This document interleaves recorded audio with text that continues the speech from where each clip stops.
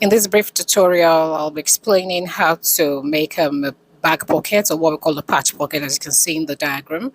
So first of all, you can line with the bias. This could be a bias you buy in the market, or you could make your bias yourself.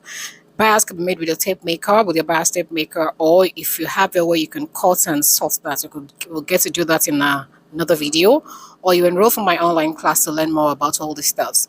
After sewing the bias on, notch, and give it some good notching. Why you notch is so that the curves can curve in when you're folding in, and you don't have just some extra hinges here and there. For smooth curves, you notch. Then you tape the bias to the wrong side of the fabric. You can see there is a pleat on this pocket. The pleat has been done before folding, and then we did that. So after you sew all around, you can see that, and that's how the pockets will look when you're done.